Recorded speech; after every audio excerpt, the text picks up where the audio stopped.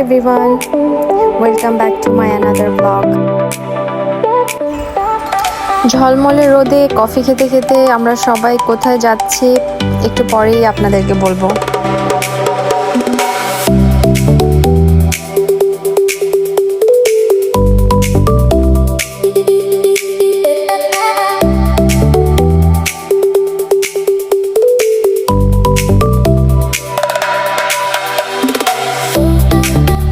নদীর স্রোত দেখে হয়তো বুঝতেই পেরেছেন কোথায় যাচ্ছি।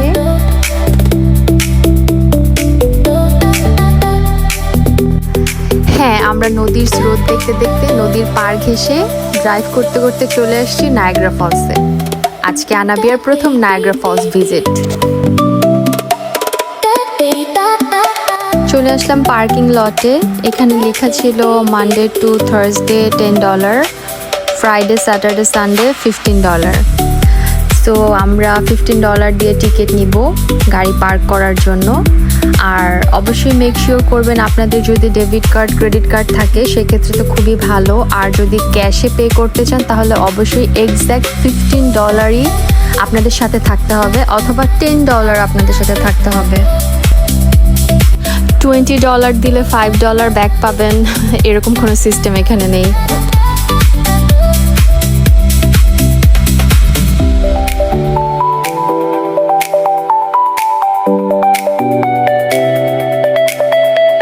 পার্কিং লট থেকে ফলসে যাওয়ার রাস্তাটা খুবই শর্ট, আপনাকে অনেক বেশি হাঁটতে হবে না। ফলসের কোথায় কি দেখতে পারবেন সেটা শুরুতেই খুব সুন্দর ম্যাপ করে দেয়া আছে।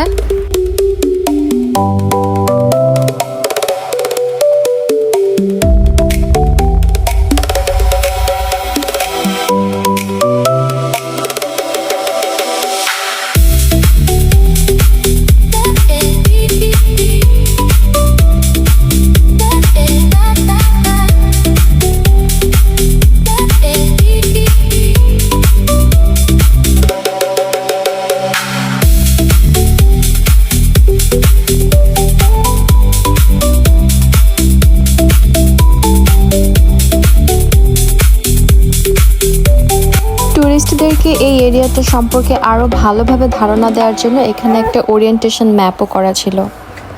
খুব ছোট করে বলতে গেলে নায়াগ্রা ফলস আসলে 3টি ফলসের কম্বিনেশন, যার একটি হর্স শু ফলস, এটা সবচেয়ে শক্তিশালী ফলস যার বেশিরভাগই কানাডা সাইডে পড়েছে।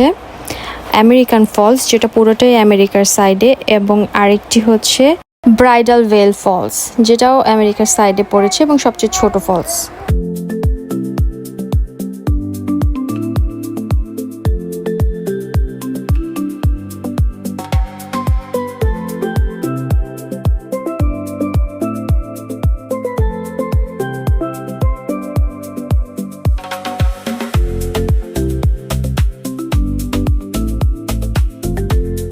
অনেকবার আসলেও এই প্রথমবার বেবি নিয়ে এসে দাঁড়িয়ে দাঁড়িয়ে ভাবছিলাম স্ট্রলারটা নিয়ে কোন দিক দিয়ে নামবো।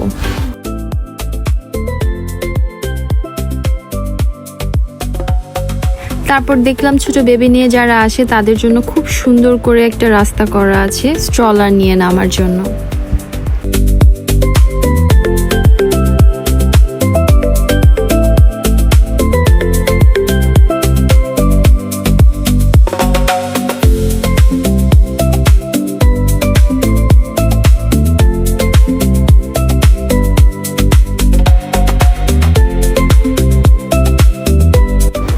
ফলসের শুরুটা হবে অসম্ভব সুন্দর একটি পার্কের মধ্যে দিয়ে। অনেকেই দেখলাম বাসা থেকে রান্না করে নিয়ে এসে পার্কে বসে খাচ্ছে। নায়াগ্রা ফলসের সৌন্দর্য দেখতে দেখতে ফুড এনজয়, কতটা মজার। প্ল্যান করে ফেললাম আমিও এরকম করব একদিন।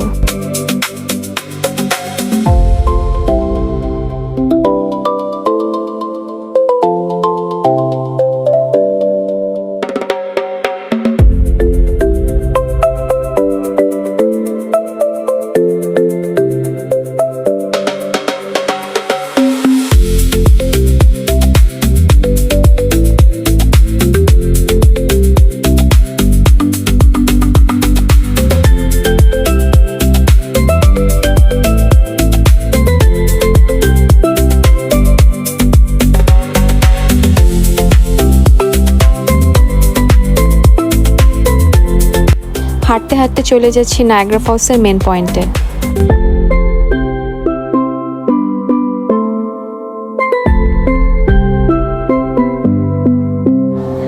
উইকেন্ড হওয়াতে অনেকেই ঘুরতে এসেছে আজকে এখানে।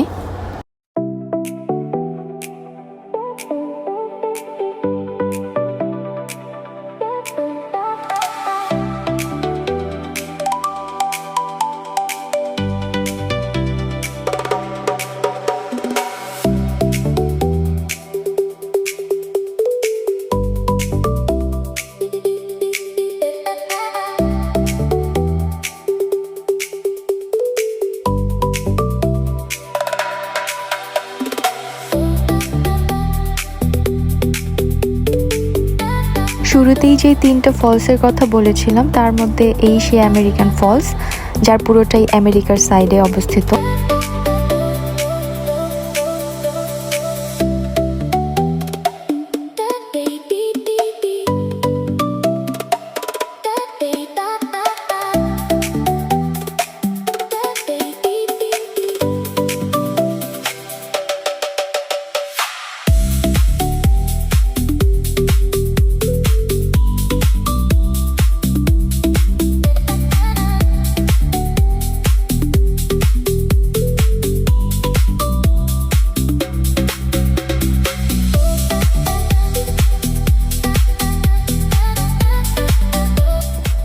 এর ঠিক পাশেই সবচেয়ে ছোট যেই ফলসটা ব্রাইডাল ভেল ফলস তার অবস্থান। সেখানে কেভ অফ দ্য উইন্ডস নামে একটি ডেক করা আছে, যে ডেক থেকে আপনারা এই ফলসটা এনজয় করতে পারবেন। 3টা ফলসের সৌন্দর্য একসাথে উপভোগ করতে চাইলে ক্রুজে ওঠার কোনো বিকল্প নেই। ক্রুজে উঠলে আপনারা 3টা ফলসই একসাথে দেখতে পারবেন। এছাড়া এখানে অবজারভেশন ডেক করা আছে, সেখানে উঠলেও 3টা ফলস একসাথে দেখা সম্ভব। আর আমার যেহেতু হাইট অ্যান্ড ওয়াটার দুইটারই ফোবিয়া আছে, সেজন্য আমি এগুলো স্কিপ করব। আর দূরে যে ফলসটি দেখা যাচ্ছে এটাই সবচেয়ে শক্তিশালী ফলস, হর্সশু ফলস। নায়াগ্রার সবচেয়ে শক্তিশালী ফলস এটাকে এজন্যই বলা হয় কারণ এর উচ্চতা এবং পানির স্রোত এই 3টি ফলসের থেকে সবচেয়ে বেশি।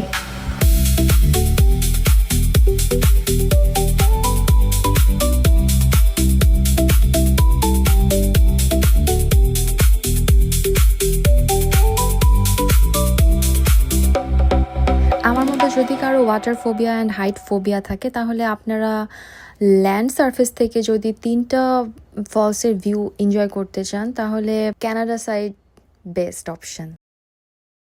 আপনাদের সাথে আমি কানাডা সাইড থেকে নায়াগ্রা ফলস দেখতে আসলে কেমন লাগে সেটাও শেয়ার করব ইনশাল্লাহ।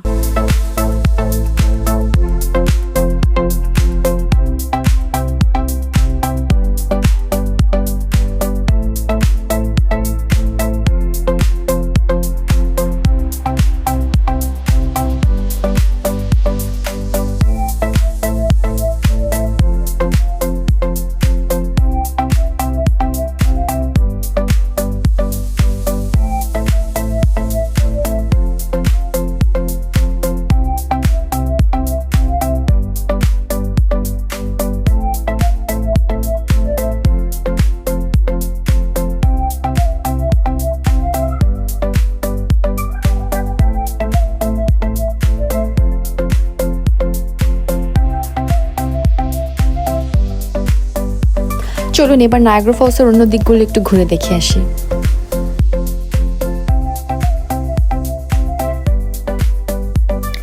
নায়াগ্রা ফলসে 3টি ফলসের পাশাপাশি 3টি আইল্যান্ডও রয়েছে, যে আইল্যান্ডগুলোতে যাওয়ার জন্য এখানে শাটল সার্ভিস বা শাটল বাসের ব্যবস্থা আছে।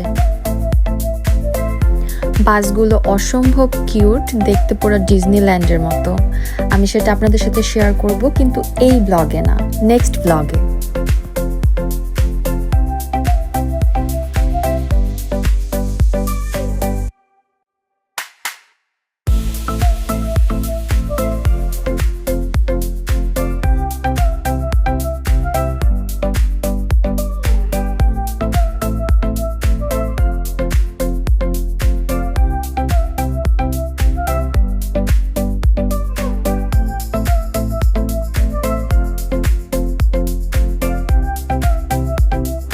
1882 সালে নায়াগ্রা ফলসের এই স্রোতটা একদম কমে গিয়েছিল, সেজন্য উইন্টারে এই ফলসটা একদম পুরো ল্যান্ডের মতো হয়ে গেছিল। তখন আমেরিকার একজন জেনারেল তার 3 মেয়েকে নিয়ে 3টি আইল্যান্ড আবিষ্কার করে। সেজন্য সেই আইল্যান্ডগুলোর নাম 3 সিস্টার আইল্যান্ড দেওয়া হয়, তাদের অসম্ভব সাহসিকতাকে সম্মান জানানোর জন্য। একটি একটি করে এই 3টি আইল্যান্ড ঘুরে দেখার জন্য আমরা এখন যাচ্ছি শাটল বাসের দিকে।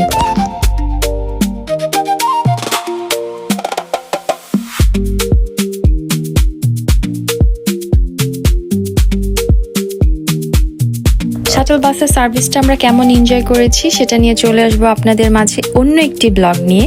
সেই পর্যন্ত সবাই ভালো থাকবেন, সুস্থ থাকবেন, নিরাপদে থাকবেন। বাই।